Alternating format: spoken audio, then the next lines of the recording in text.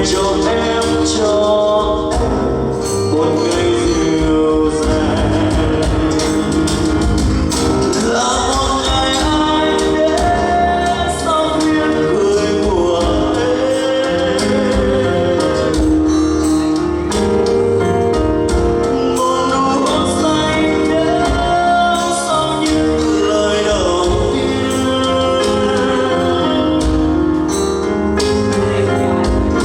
ngày mùa đông ấm áp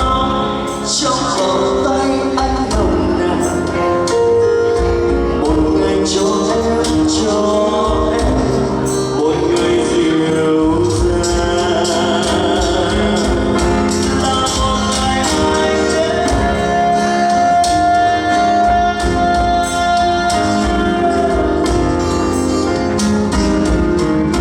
là một ngày anh đến,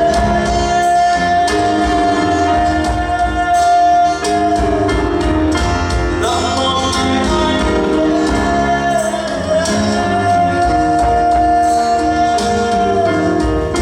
là một ngày anh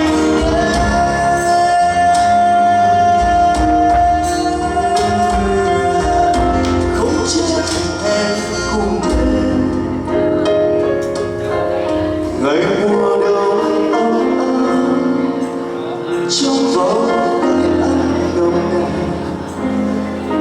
một ngày cho em một ngày